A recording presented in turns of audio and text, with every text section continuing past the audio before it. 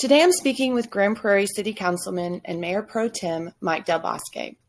Councilmember Del Bosque was elected to represent District 3 in May 2017.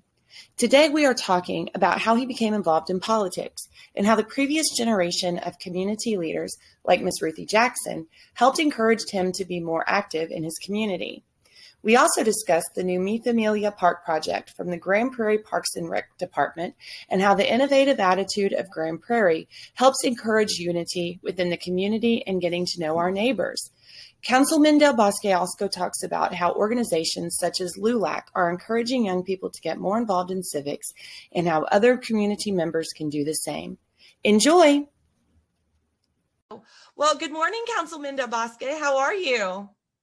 Good. How are you doing? I'm doing good. I'm so glad that we were able to finally do this because I've wanted to talk to you for a while, and I appreciate it. So you're busy today? Are you on your way somewhere? I'm on my way back to the center. Let's see here.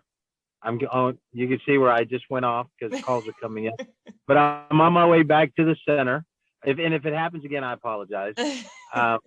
Yeah, just on my way in, I had to run a couple of errands, meet with the city this morning. So just starting my day again. I have, work. I have just as much time with the city as I do with my business. I mean, they mirror each other so much that it's a labor of love, but one takes just as much as the other. And so I'm constantly having to schedule and look at my calendar on a daily basis. I mean, it took a while for me to adjust, but now it's before I go to sleep, I'm looking at my calendar when I'm waking up, confirming what's there and just using it all the time. I mean, it's an adjustment, but it's fun.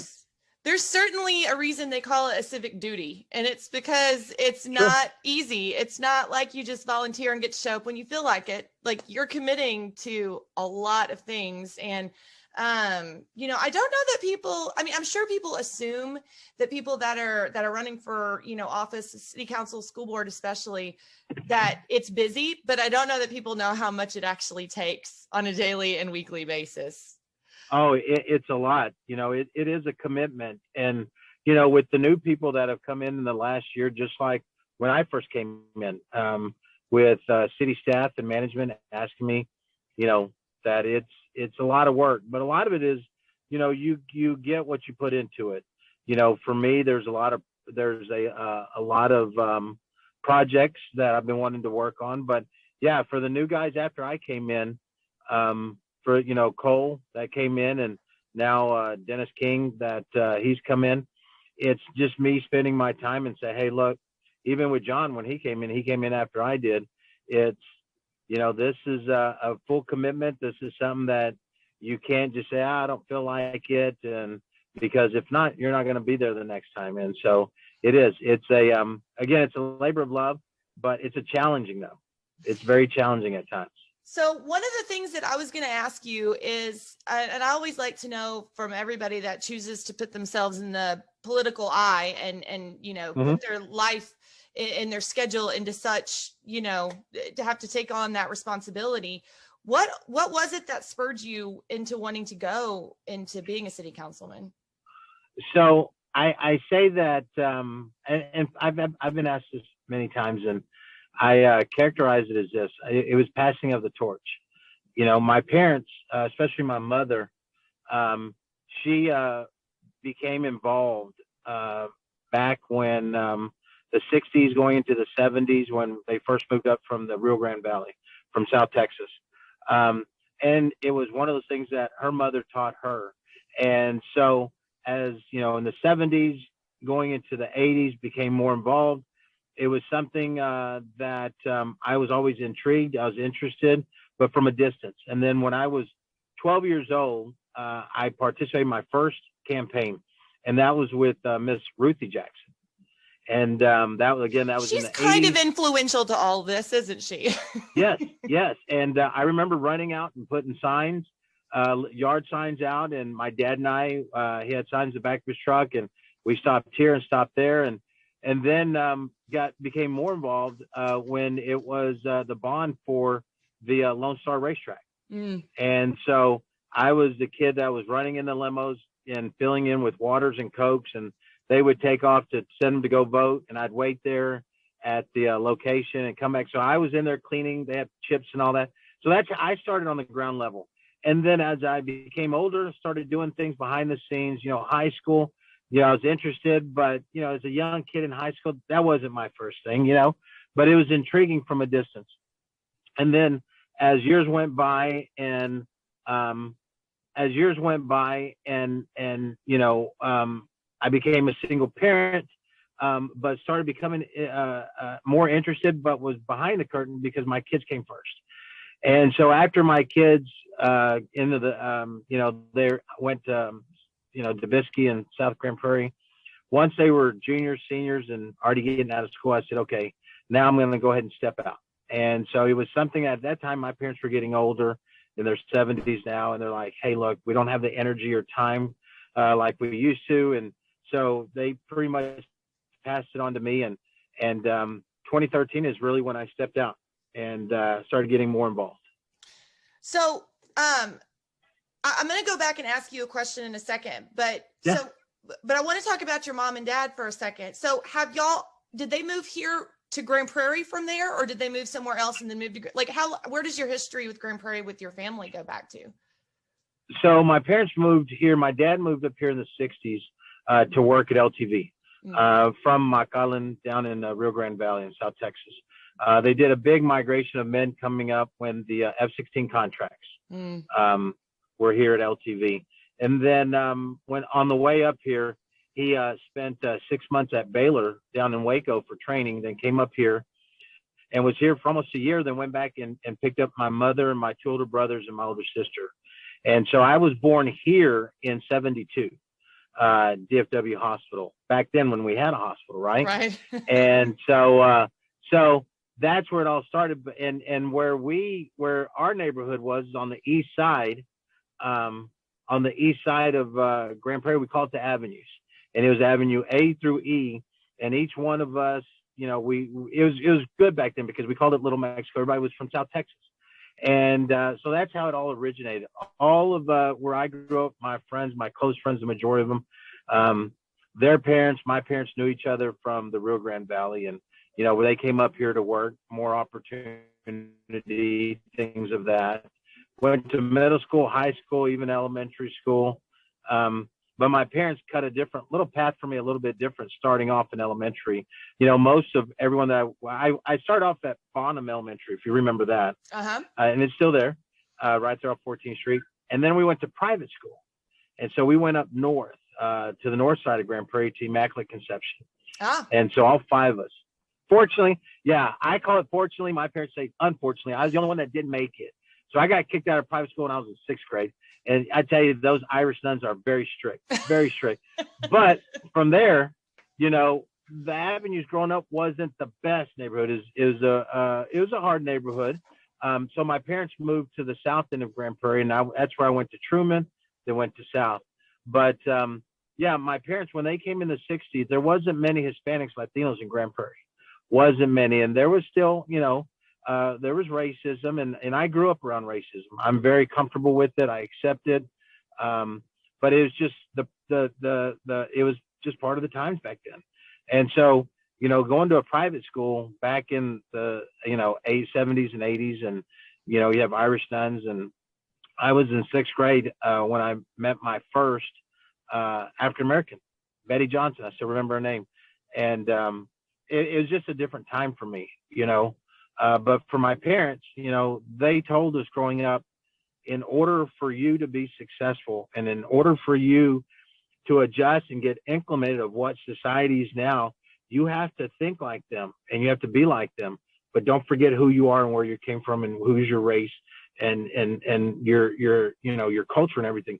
So for me, a lot of people growing up, especially when I was in high school, and it's funny because I would be called a coconut. Oh, you look Mexican, but you don't sound.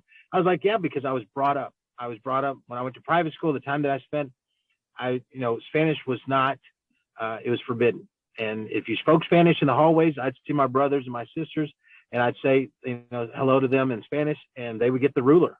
or they would get the ring, their Irish ring, and hit us. So Spanish wasn't going to do it. And growing up and then going to Truman, which is, back then that was the new part, Trailwood, all that was the new, neighborhood. So again, dealt with a lot of Anglos. So I picked it up. I said, oh, no, I'm not going to get in trouble. But now it's teaching my kids and teaching myself more of getting back to, our culture and things like that. But, being a councilman, I didn't want to move out of the district. I still live in my district. I represent my district to the fullest because I know a lot of the people. I grew up with a lot of people there. Mm-hmm. And even, and this will segue into one of the questions you'll probably ask about the park and all that and the meaning of that, and the changing of that. Mm-hmm. So going back to my parents, it was exciting. It was very different because I got to learn two different cultures, and I'm still learning, something I'm teaching my kids, and as they're teaching me too. So being brought up in Grand Prairie, and it being Grand Prairie for a long time being a sleep town, as they would call it, people would sleep here but do everything on the outside. It's been it's been very challenging, but very advocating. But at the same time, it's been a lot of fun to see a lot of change here. Because growing up, I imagine you've grown up here. Mm-hmm. I think you graduated from South. You were what? I graduated in 91. You graduated in 92, 3? 98. Okay. Easy. Wow. And yeah. So a little jab there, but it's changed. The 7-year difference, but it's changed a lot.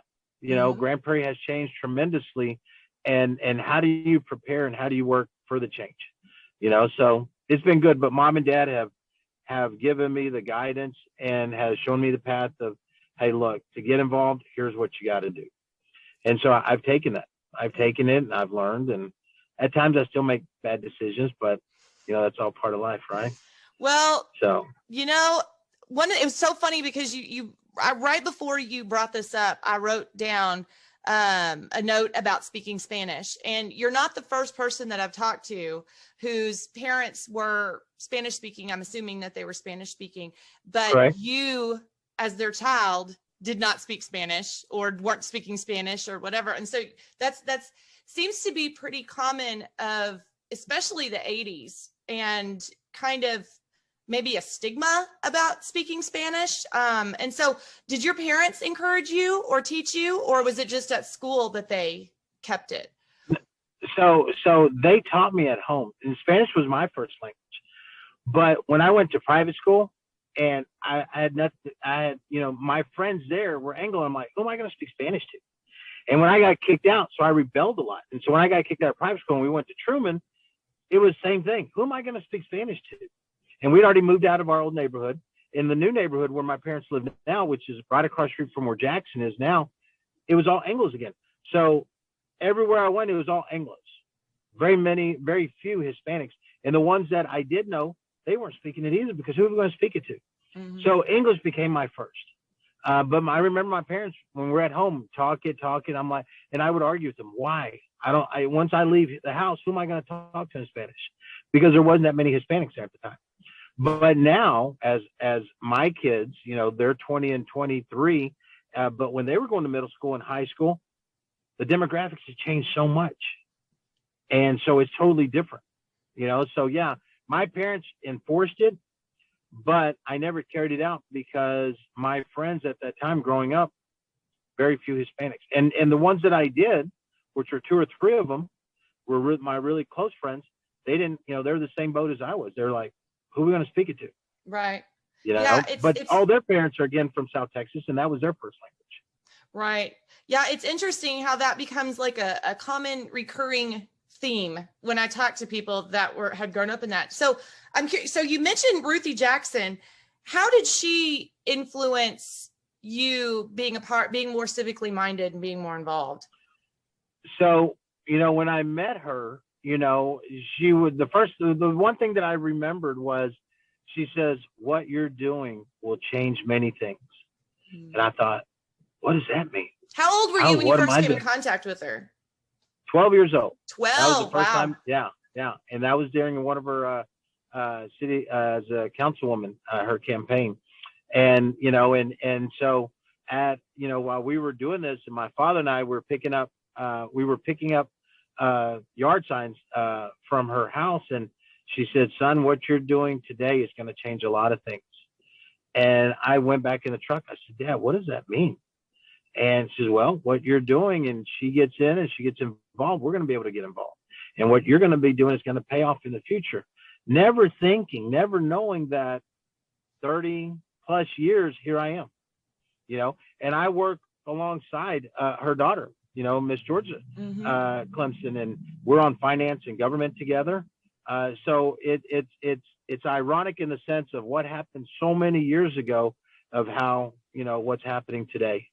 So it's interesting. It's interesting at the least. Was she actively, and I think Miss Ruthe it's very underestimated, and it's not underestimated in certain circles within Grand Prairie, because there's certain people who couldn't forget Ruthe Jackson if they tried. She's so involved. She's so influential in so many things, but there's a lot of people in Grand Prairie that don't know who she was.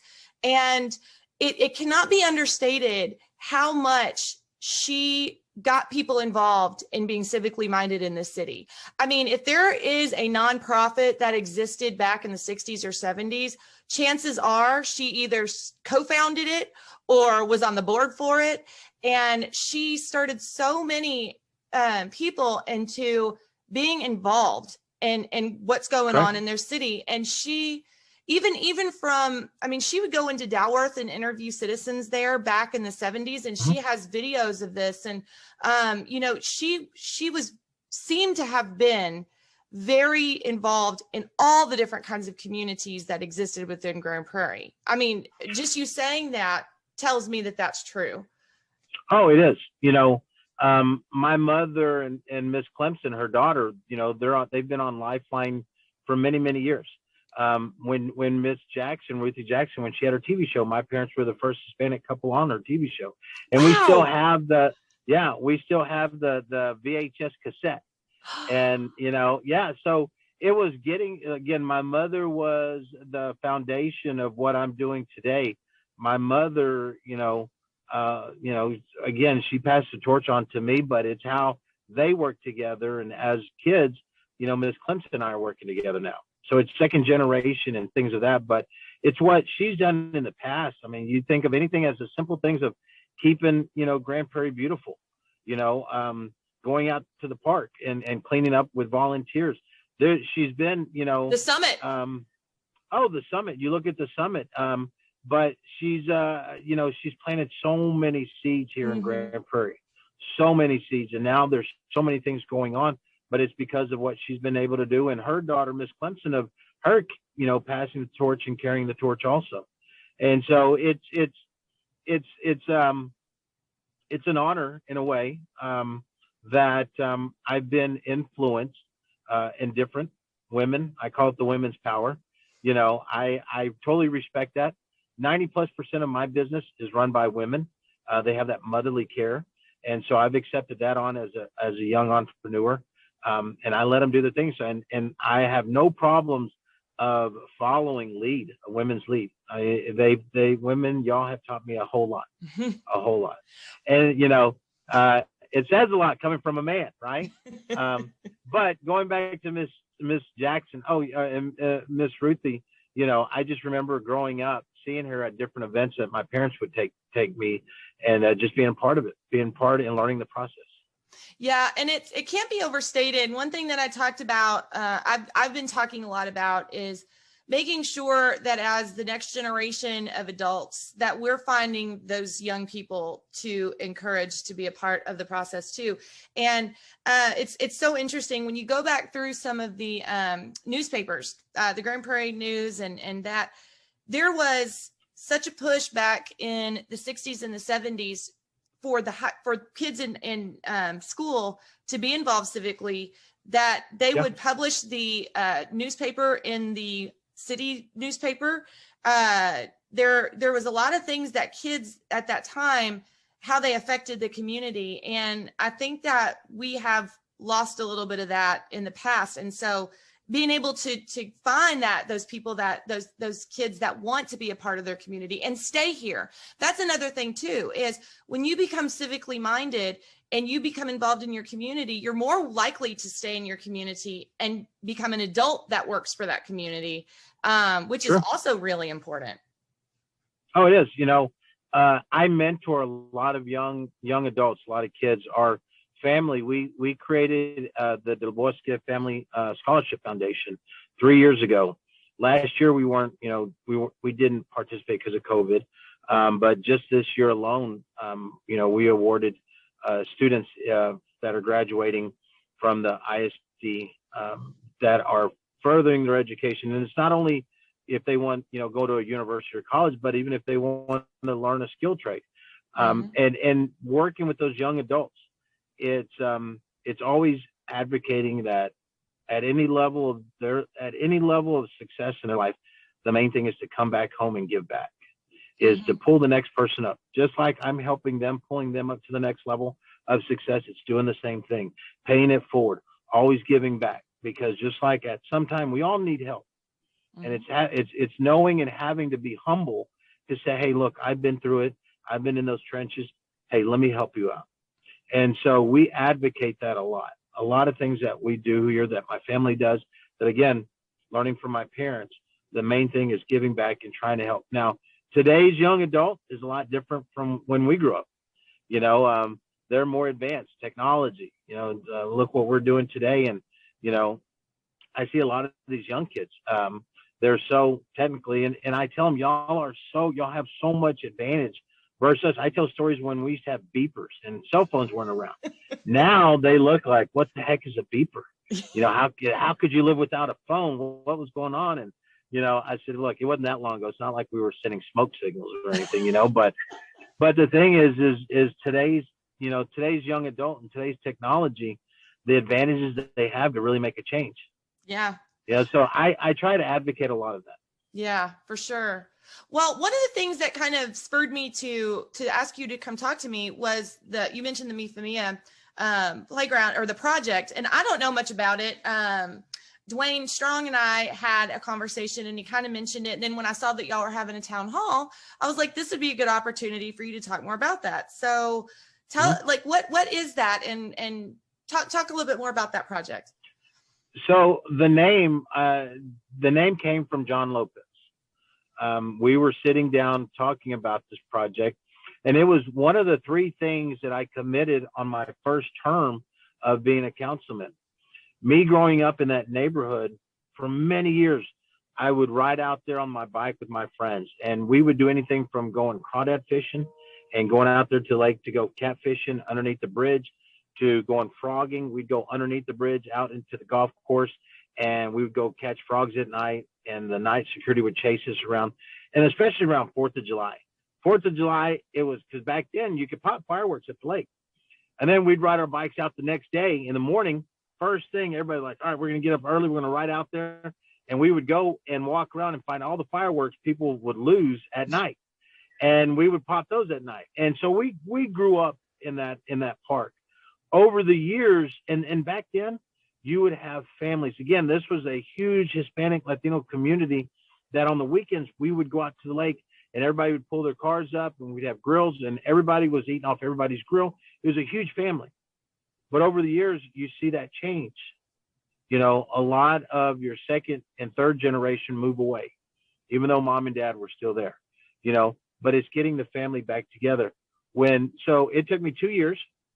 My second year going in my first term, we finally got the city of Dallas to bring it over into the Grand Prairie lines.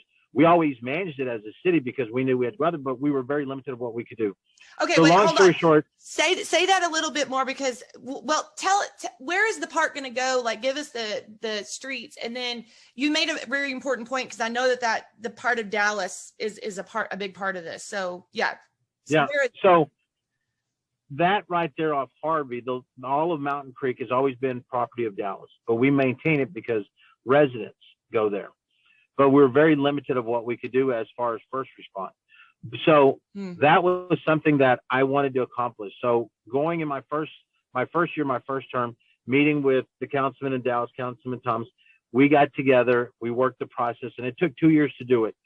Now, because of that, when we had our groundbreaking of celebrating that it's in Grand Prairie, a lot of the neighbors came, and a lot of neighbors that I haven't seen in years. And everything that they kept on saying, and they would say, I remember when my familia would come out here, and I remember when my family would come, and remember this and remember that, and that's where it all originated. Wow. And so it was naming for those that have grown up, that have actually grown up in the neighborhood of how it used to be. But over the years, as things change, time has changed, a lot of bad things have happened. Ever since we've taken it over, we have stopped, or let's minimize, and I mean minimize, but we have stopped the prostitution that's been out there, the drugs, a lot of the abuse as far as vandalism, all that stuff, and the park, the restrooms out there. We've cleaned this up. Now we are in a revitalization stage. Now that was our last town hall meeting, is coming with a master plan of bringing the neighborhood back out, bringing the families back out. And so that's where the name came. It's from knowing that growing up in the 70s and 80s, it was pretty much 99.9% Hispanic. It's the Hispanic families coming together. And so that's where the name came out to be, La Familia. That's awesome. Mi Familia. Yeah. So are they going to rebuild the entire park? Is that the plan or the hope? It is. The plan is it's going to be done in phases. The first phase is right there where the parking is. We're going to be putting in splash pads and family. We're going to be, like, for instance, there's a golf course. But we're going to do a hybrid with that, with the not the golf course, but the basketball court. It's going to be a hybrid between the basketball court and to be able to play pickleball. And so we're going to do things like that. It's going to have fishing. We know that because of the old Air Force Base, that they dump a lot of fuel, this and that. The water, as long as you don't disturb the bottom of it, you can do fishing, catch and release. But we're going to build piers that people can walk out in the pier and go fish and catch relief. On the very south end of the park, there's a lot of heavy water, trees and whatnot, and we're going to make a pier to walk around that to see all the ducks and birds and all the wildlife out there. So it's going to be done in phases, we know, and we know it's going to take a lot of money, but we are going to be revitalizing it in different phases. But the whole thing is to bring the family back out. We're gonna, I've been planning with environmental, recycle cans, recycle boxes, things like that. I definitely want recycled to be a part of this. We do have to take care of Mother Earth. So we're gonna be putting new walk paths, workout stations, all kinds of new family pavilion, things that some of, I know that my constituents that live in that area, some have a low income. They can't afford to go to Epic. Right. But if we bring a splash pad out to them for the little kids, things like that can help. And that's what we're doing. So phase one, we will be coming out here, hopefully by going into this summer, by the end of the summer, where we're going to have the first phase already coming out. And that'll be definitely, I'll share it with you so you can share it with everyone. But we'll be sharing that on Facebook, on our website, the city website. But it's going to take at least 2 to 3 phases. So many years, but it is going to take a pretty penny to do it also. That's amazing. That's just, that's so cool to see that happening. Do you have a lot of people really excited about it? Oh, very much. Yes. And, we have lots more people that are excited versus 1 or 2 that are not excited, because they're like, well, all these people are going to come in. Yeah, but that's the whole thing. That's what a park is designed and built for, right? Bring people together. But they just think of all the bad things that have happened before. But then I said, how long have you lived here? I've only lived here 2 or 3 years. Oh, then you don't know the true story. But most of it, yes. Honestly, when I first brought this to Dwayne and to Cheryl, I said, I want to redo this park. And they said, well, what do you want? And I said, have you ever been to Clyde Warren in Dallas? I said, that's what I want. I want Clyde Warren over here. And they're like, whoa, that's a lot of money. I said, and we'll take it in phases. And so that is like where I put it up on a pedestal. Clyde Warren, bring it into Grand Prairie. Well, you don't even have to build an overpass like Clyde Warren. Exactly. Exactly. I said, look, it's having those things. Having, where you can play, the big, you can play chess out there or checkers, and having all those big things that people can just hang out. We're going to be bringing in, we have a lot along Harvey around the curve we're going to be bringing that in for parking so they don't park on the street, but we're going to have areas for food trucks to come in. And right in the middle of that park, there's like a draw that comes down and it goes down into a little valley.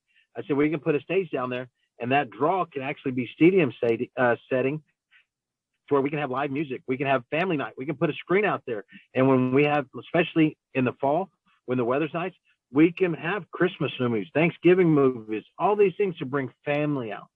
You know, I want to be able to bring that, something that, because of how society's now, my thing is the value of family, of bringing them back out to the park to not only to enjoy each other, but to reconnect with your neighbors. That's exactly that is right. What's missing there. Oh, 100%. I mean, having that connection with the people that you live, like that you immediately live next to, and social media is great and all that's fine. But like social media does not allow for the feeling of, I know the person living next to me, I know the people that live in my neighborhood, and we're going to actually spend time with each other face to face. Our kids are going to play together. You know, Correct. That is very valuable and very important. You know, growing up in that neighborhood, it was so easy to pick up a baseball game or football game, and we would play out there. We'd play street ball, and we'd play all day. And we didn't have like today where kids sit in front and playing games all day. You know, totally different times. We go out there and pick up games all day long. And I remember growing up, every father had a different whistle. And we'd play, and you hear a whistle, and everybody would stop. And they say, nope, that's not my whistle. Keep playing. But if it was your whistle, you better get home because dinner's ready. And it wasn't anything that if you acted up, your neighbor's dad, whoever the dad, they'll get on to you, or the mothers. Now it's so different nowadays, you know, but it was a different time, you know, but that's the whole premise of naming the park that, of bringing everybody back together. You know, there's such a need, and it's missing out because a lot of times is you just don't know who your neighbor is now. Well, and that's so true. And, you know, being kids, I mean, so I was born in 1980. I'm an 80s baby. You were born in the 70s, but I think we can both probably say that we had an experience of we went through a time in just American society where playing outside, everybody became very fearful because we started knowing the threats that existed out in the world. Right. Yeah. And so, you know, it became this idea that parents needed to be a lot more controlling over what their kids are doing, and which rightfully so. I mean, there was things going on that were not good. And but I think that we're kind of coming at a place where it's like there's value in knowing who your neighbors are, because neighbors take care of kids in their neighborhood. You can, when you have eyes on the street and you know the kids are playing with certain people and all that, there's value to that. And I think neighborhood watches and stuff like that are kind of trying to get there. But really what it is just people living life together as much as possible, and their kids playing together. And, you know, when you see kids playing together and what's going on in society today, it gives you hope that things are going to be okay, because kids play together and they just want to be together and enjoy each other's company, and they could care less about any of this other nonsense. And it's just like watching them be together and enjoy it. There's something that's valuable, and it does something for older generations. Their hearts need to see that, you know, we need to see that. So I think that this is awesome. And it's seeing Grand Prairie's commitment to revitalizing areas that, especially, and I don't mean even neighborhoods, but I mean revitalizing even a fishing hole, making something that people are already doing. Let's make it nicer so that people have a place to stand when they're fishing. You know, that's a huge deal. Bringing the community together. It's not only revitalizing the park, but it's revitalizing the community. 100%. Yeah, it's a twofold. So yeah, it's good. So, well, I know that I don't want to keep you for too much longer, but I want to ask you for sure, because you're a big part of LULAC, and I want to talk a little bit about LULAC and what are some of the projects that you guys. Well, first of all, for people that don't know LULAC, and I don't know who wouldn't, but what is LULAC? And y'all are a service organization, so maybe talk about what are some of the things y'all are working on. So LULAC was another thing that my parents passed on to me. Them being involved for many years. Here recently, we hold our LULAC meetings here at my medical center in Grand Prairie. You know, LULAC Which, for those that don't for, know, it's on the north side of town on Carrier, on north, just north of Jefferson on Carrier. So north. Mm-hmm. I'll give a little plug. It's 517 North Carrier Parkway. And you know, it's funny because in 2015, I came, the surgeon, Dr. Serquin, it was his medical buildings for many years. And 2015, I came to him and I said, hey, I'd love to purchase your building. And sorry about that. And I said, I'd love to purchase your building. And he said, hey, you're not ready. And I'm like, okay. So I rented space across the street. At 2018, he came and he says, I'm ready to sell. And I said, okay. And so May of 2018, we're celebrating 3 years now being here. But the full circle was when I was the age of 10, 11, and 12, my father and I cleaned this medical building so many years ago. Now I own it. But yeah, we specialize in pain management here, back, neck, hips, knees. So that's what we do here. But we hold our monthly meetings here.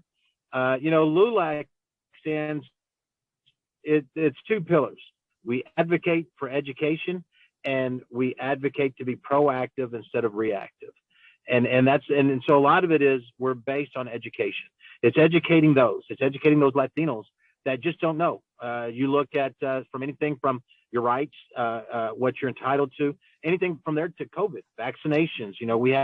We do things with Unidos. It's a program that Steve Dye, our deputy assistant manager now, used to be our police chief back then, he created that. And he brought that in from Garland when he was the police out there in Garland. So LULAC is a Hispanic organization that we invite all cultures to be a part of. But the main thing is uniting together to help those that are in need, those that have the lack of knowledge, to educate them on what is their rights and what we can do to work here within Grand Prairie or without North Texas or much less anywhere else. We've been doing this. We started this chapter. Our chapter is chapter 22262 here 5 years ago with Mr. Sal Sosa, who retired from the ISD. So our chapter consists of John and I, who are city council members, our state representative, Ms. Terry Mesa, Brian Fara and Gloria Carrillo, which are school board trustees. So we have involvement in the community. And then we have other people that are involved that have been, Ana Coca, who's our president. She's a teacher. We have a lot of teachers, a lot of community leaders. And so now we have started our junior league that are going, these are seniors, juniors, and seniors that are at Grand Prairie High, going into the high schools to get them more involved. And that's where we talk about as far as giving back. Now we're getting the young generation involved. And that way they can I awarded 9 of our seniors a scholarship, and they'll have that scholarship as long as they're going to college. Even if they get anything from their bachelor's, or even if they want to be a mechanic, they'll have that until they are ready to go into the professional life. So we do a lot of that. LULAC, that is the 2 pillars that we stand on and what we advocate for. I cannot believe that it's only been 5 years. Was there another Grand Prairie chapter? Or yeah, there was other chapters in the past, but those and honestly, those have either passed away because it was an old chapter. And so those that faded away or moved away or whatnot. And so Sal was the one that started it 5 years ago of, hey, let's start getting everybody together. And my parents, they were in the other chapter in the old LULAC for many years. But again, as to get into their upper 60s and their 70s and this and that. So that's where I came in. And that, starting that with Sal, with John and Gloria and them, and getting now, it started with 8 of us. Now we're up to a little over 30. But it's something that is just revolving, and it keeps revolving. So yeah, we have it here at my medical center the 3rd Saturday of every month from 11 to 12. Oh, good. Okay. So yeah, I just interviewed 5 of the 7 valedictorians for GPISD, and 2 of them actually mentioned being a part of LULAC. And so good. Yeah, they're definitely, I think that's amazing. And so, so what are some of the, is there any like specific project or certain thing that y'all are working on right now specifically? So we just went to an elementary school what is elementary school by Truman? It's there off of Matthew. I forgot the elementary school, but we just redid cleaned out the garden there. We have every month we have a street here in Grand Prairie off Barton that we go out and pick up trash. Besides that, we have our national league here that we attend to, that Brian or more of our chapter, our president, vice president, treasurer, they go to. But now we're getting ready for scholarships. And so we donate, we award some of the students there that, like you said, they've gotten some awards. So right now what we're working on is just getting ready, since COVID is decreasing, vaccinations are increasing, school again, students are getting vaccinated now, is really getting implemented and threaded into the high schools now. That's amazing. So that's our big project right now. It's just building our attendance. Yeah. I'm glad membership. That's awesome. And I'm glad that you mentioned this, because the last thing I wanted to ask you was, you know, I know that during COVID, there was, especially in the beginning, you could see a lack of news sources and information for those that were Spanish speaking. And there was a lot of, you could see that affected the community a great deal, because they didn't, you know, people that might not be attuned to the regular news channels that you could sit there and listen to, it took a little while to get into those communities. So I guess one of my questions, and one of the things that I know about this podcast, and this is one of the things that I want to do, is what are some of the ways that some of the Spanish speaking communities specifically listens to news? How do they consume news? What do they watch? And then the other thing is, I want to get to a place where I can have maybe some of the students or maybe some of the people within that community that can be doing interviews also, so that they can hear, because they would love to be able to hear this conversation. And so, you know, do people know about podcasts? I feel like from a community standpoint of City of Grand Prairie, that's a huge challenge, because a lot of people don't know what podcasts are yet. But, you know, just kind of talk about that a little bit. You know, your young generation now, your millennials, your 90s, you know, those young adults now, they know about them, even up to me. But, you know, the first generation, no. But it's still a work in process. I can tell you this. Even when I came on the city council, you know, that was a big change, me being the first Hispanic. John came on. Even with the city, as we meet with city staff, things have changed in the last 4 or 5 years, because a lot of the questions we ask now is that in Spanish? Is that offered in Spanish? It was never thought of, because of everything that it's just time is, you know, over time changes, right?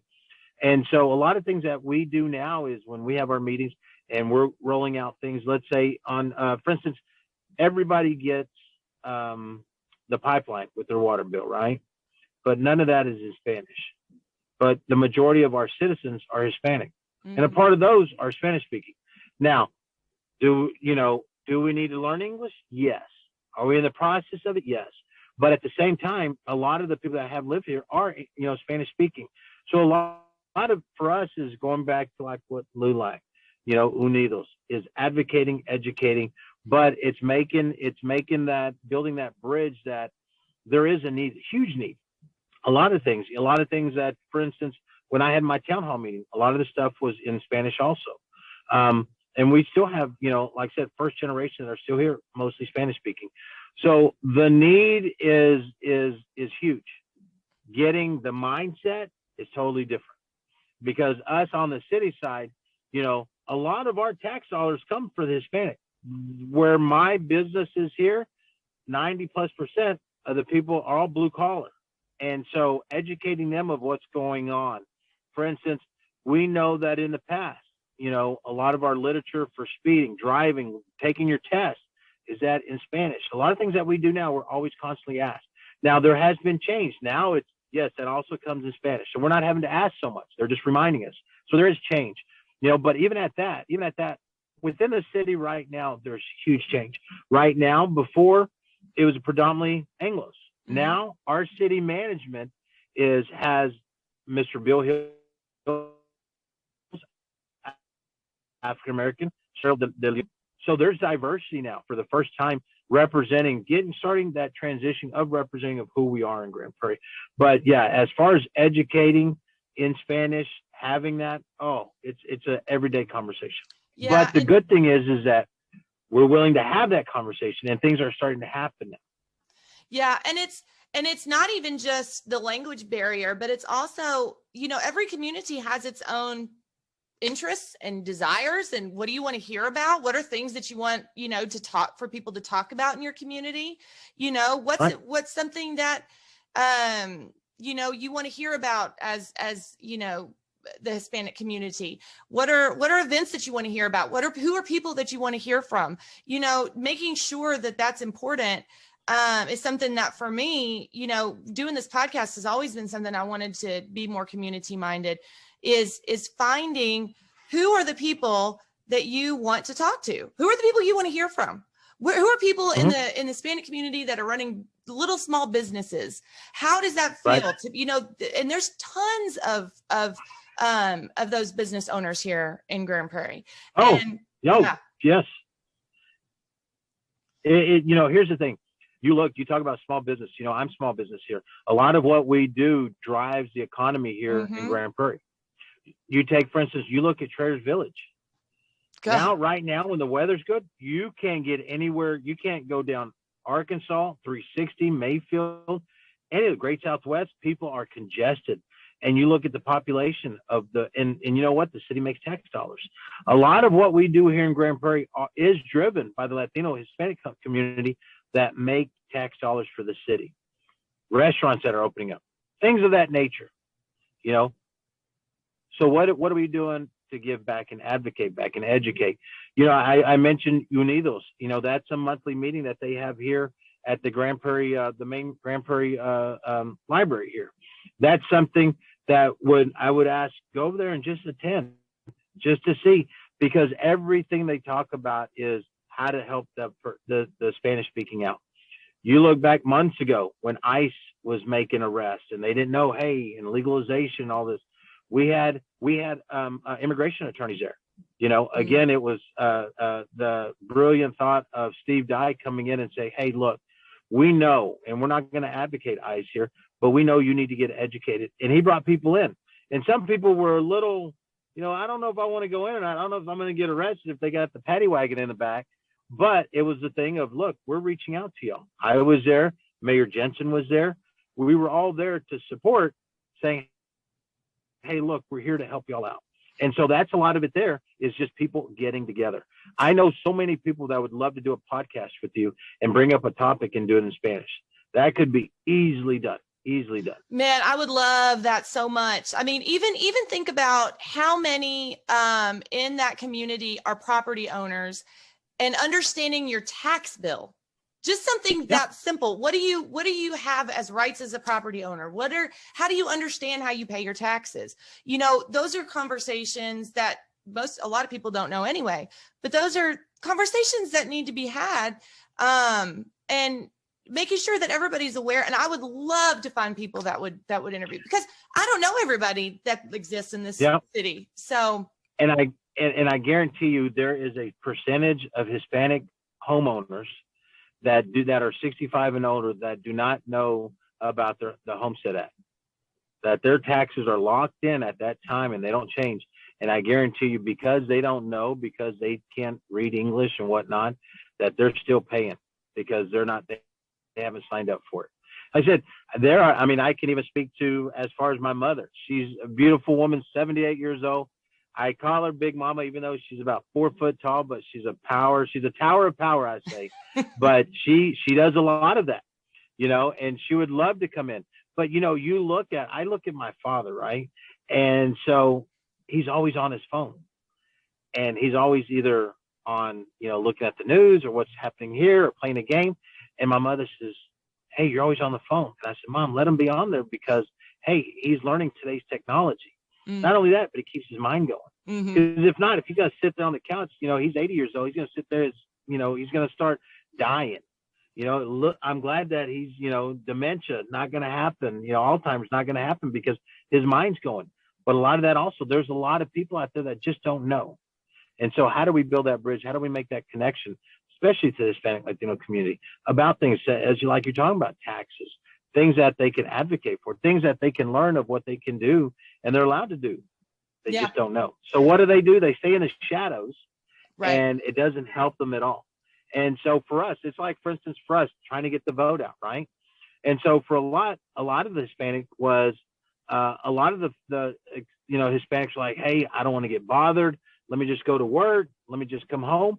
But it's their kids and grandkids that are wanting to be more active in the city, that are pulling out their grandmother and grandfather to come out and vote. And so they're getting them to get educated because they can speak to them in Spanish. Now they're becoming more active. And so it's following that same line of, hey, look, who can we get in here to make the connection? But outside of this, anytime you want to meet, I can do introductions. Honestly, would love for you to come out to our next LULAC meeting so you can meet other people in the community. And then just take it from there.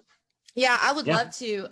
So just a couple of seconds, since we brought up the homestead exemption, Mayor Jensen sent out a notice for anybody that hasn't seen it, that he's going to encouraging the increase of the homestead exemption, I believe is what he said, and then drop the tax rate.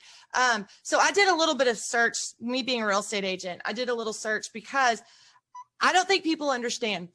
So we have the school district is one taxable entity, and then the city is another taxable entity. So when Mayor Jensen talks about this, he's talking specifically about the city portion of our taxes. Correct. And so the homestead exemption that exists within the city is not something that every city actually offers. I started looking around, and like Cedar Hill, as an example, does not have a homestead exemption for their city taxes. But Grand Prairie, for the last, I think it's 5 years, the homestead exemption first became $5,000. Now it's increased to $25,000, I believe. So it has risen massive amounts of incremental increase. And so that's amazing. So thank you as a city councilman. But yeah, so if you want to talk about that for a second, I think that's something that people need to understand. It's coming out of COVID, it's several parts to this, couple of parts. Main thing is coming out of COVID, a lot of people weren't doing a lot of things. We saw the economy drop. We didn't know exactly what was going to happen. But to even at that, because we generate a lot of it on taxes, what we're able to do, what we're having to do because of Austin cutting what our budget is. We went from 8% down to 3.5%. How are we going to be able to do things? We actually had job freezes within the city, police, fire, equipment, first responders equipment, very important. But we've been able to survive because of new developments, growing, things of that. Even though COVID slowed us down, you see the growth throughout. With that being said, that helps us not to come back to those and say, hey, we got to raise your taxes. So for us in this transition of getting out of COVID, surviving that, what's happening down in Austin, cutting our taxes there, or what we can do, how do we exist? And so for us as a city, we have to become very competitive. You look at what's happening in Arlington, the stadiums, Texas Live and all that. What are we doing? We're able to start developing 161, I-30, I-20, 360, all that stuff, 287. So for us, we're becoming more competitive, which rolls over to all of our citizens and all of our homeowners. So not to get into too much depth, but the big picture on a broad stroke is what we're doing today is going to affect what's going to happen tomorrow. And Mayor Jensen came out of this is just, one of the things that we can do. And like you said, when there's other cities around us that are not doing it or never done or not going to, we've been doing it for many years. So it shows the value that we put back into our community as, hey, again, giving back and saying, hey, look, yeah, things are changing, but look what's happening on the big picture. Right now, real estate, it's you see the market now, but as the economy is going to be changing, there's going to be, right now it's kind of a shortage of houses.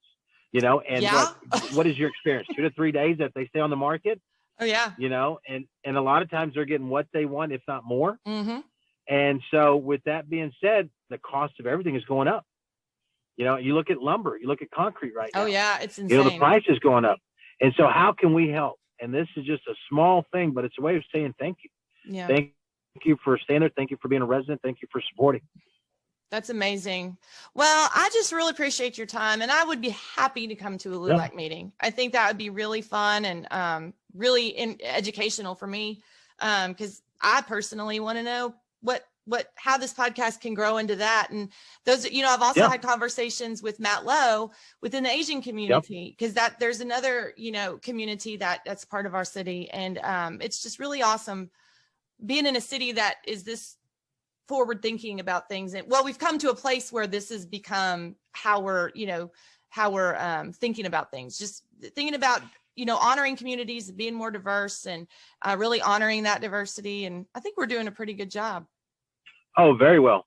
Matthew and I, we talk time to time, we visit, we see each other, and, we're both on a board that's called the International Corridor. And what we're doing, we're working with, and it's working with Commissioner Allen, Tarrant County, with Commissioner Garcia, Dallas County, and it's bringing the East, the Asian community, over to the West, and the Hispanic community. It's along the corridor of Pioneer. It's what's happening there in Collins and Pioneer, coming all the way Pioneer and Beltline, and it's creating that walkability to where we're going to start making it to where people can walk to restaurants, to shopping again. And that ties into we went over our first plan, and that ties into walkability to go into the park, to Mi Familia Park. So in the months to come, we have another meeting here in a couple of weeks of looking at the design. But once you see this, you're going to say, wow, now this is going to be the wow factor. You talk about game changers, bringing not only Grand Prairie and Arlington together, because we've been working so well, but bringing the community, the different cultures together. We have, like, at 161, the overpass, 161 in Pioneer, all those pillars, they're going to be designed and painted to different African-American, Aztec, Indians, the pyramids, different nationalities of having resemblance along that corridor. So this is going to be vibrant in colors. It's going to be just bringing everything out. So it's really cool it's a heck of a project that's really going to make it, especially since we're mid-city. Yeah. So it's going to be fun. And as for you as a realtor, you're going to say, wow, guys, this is, a lot of people are going to be able to make some money. Yeah. It's a good thing. It's really exciting. So. That's really exciting. So, well, thank you so much, Councilman Del Bosque. I appreciate your time.